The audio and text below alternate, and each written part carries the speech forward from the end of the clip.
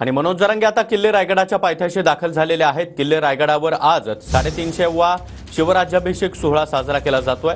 शिवरायांचं दर्शन घेऊन जरांगे 8 तारखेपासून पुन्हा एकदा मराठा आरक्षणासाठी उपोषण सुरू करणार आहेत। मनोज जरांगे हे रायगडावर संभाजीराजे छत्रपती यांची देखील भेट घेणार आहेत। जरांगे पाटील जे आहेत ते आता रायगडावरती शिवराज्याभिषेक सोहळ्यासाठी आलेले आपल्याला पाहायला मिळत आहे। काय भावना शिवराज सर एक मिनिट। आणि आज राज्याभिषेक दिन सोहळा आमच्यासाठी आज आनंदाचा दिवस आहे। देशवासियांना राज्याभिषेक सोहळ्याच्या निमित्तानं खूप खूप शुभेच्छा देतो। दर्शन घ्यायला आलो। शुभेच्छा देता। मात्र मराठा आंदोलनात प्रमुख चेहरा तुम्ही आहात।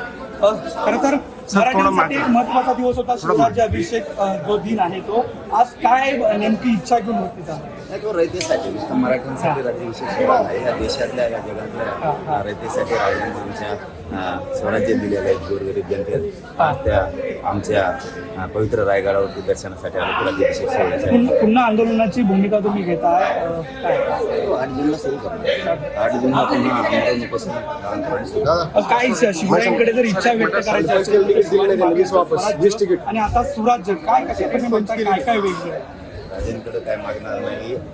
त्यांनी दिलंय हेच आम्हा प्रत्युत्तरावर त्यांनी दिलं ते कोणाला देणार नाही।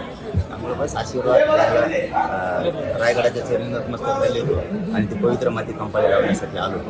दर्शन घेणार पुन्हा अंतरवालीकडे आंदोलनासाठी रवाना। संभाजी महाराज सुद्धा मराठा आंदोलनात प्रमुख चेहरा होता, त्यांची तुम्ही भेट घेणार धन्यवाद। नक्की एकंदरीत पाहायला गेलं तर जरांगे पाटील हे शिवराज्याभिषेक सोहळ्यासाठी आता रायगडावरती दाखल झालेले आपल्याला पाहायला मिळतात।